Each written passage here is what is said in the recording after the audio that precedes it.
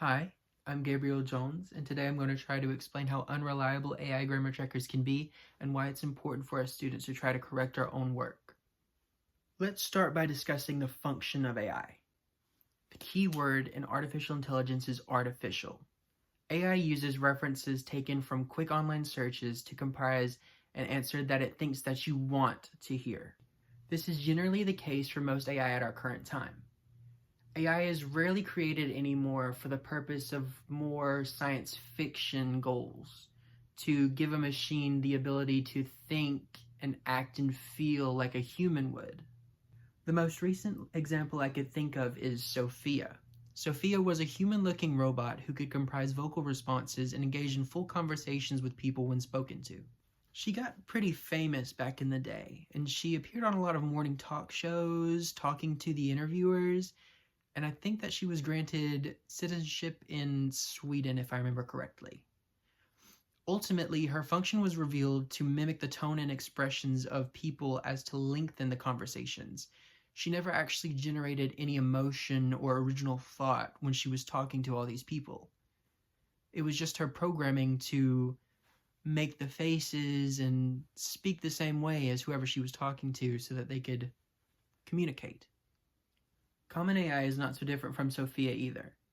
Like Sophia, they too absorb information and mannerisms from the people that use them, or speak to them. Let me start the next segment by showing you what came across my feed yesterday. OpenAI CEO Sam Altman says ChatGPT wastes millions of dollars in computing power responding to the pleas and thank yous of its users. This is not just some meme, it's not made up for online clout or anything. It's real. The New York Post wrote an article on it. It's very short, and if you're curious about it, I suggest you go read the article in full. In the past year, ChatGPT has been mocked by a lot of people online for growing dumber. Scientists at Stanford believe that this is because the system is constantly updating itself with information taken from users, so the facts become distorted and the data just keeps growing this misinformation. I did conduct my own test using ChatGPT. This is a small excerpt from The Metamorphosis by Franz Kafka. I asked ChatGPT to read the passage and correct any incorrect grammar. This was its response. Anything circled or underlined in red is something I saw to be incorrect. You can pause at any moment if you need to take a closer look at either one. Most of the problems were unnecessary commas and periods that disrupt the flow of the story. While it may seem favorable to separate some of these run-on sentences, they each convey a series of connected events that should instead be separated by a semicolon instead of fully separated by periods.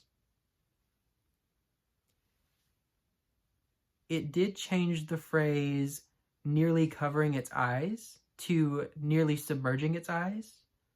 This made the action seem a bit more aggressive than the original, which does not suit the mood of the paragraph.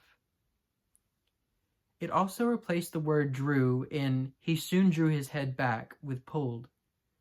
This is an acceptable change, but it dulls the phrase and made it sound boring. Everything emphasized by blue marks are changes I considered acceptable, but not exactly needed. In the last sentence, while I think it was okay to break that run-on sentence with a period, the order in which it rearranged the words took away the dramatic effect of the action. Let's compare the two and read them out loud. We'll start with the ChatGPT one. Milk like this had always been his favorite drink, and his sister had certainly left it there for him for that reason. But almost against his will, he turned away from the dish and crawled back into the center of the room. And now the original. Milk like this was normally his favorite drink, and his sister had certainly left it there for him because of that. But he turned, almost against his own will, away from the dish and crawled back into the center of the room. Now, ChatGPT's revision isn't terrible. I would say it's on the same level as a high school sophomore. But college professors are looking for some more refined work from their students. Please note that there is power in learning how to adjust and correct your own work. Not having to depend on others and having confidence in your own skills will follow you into any career. making you an irreplaceable figure in the eyes of your peers. If we continue to depend on AI now, it's not going to stop with us.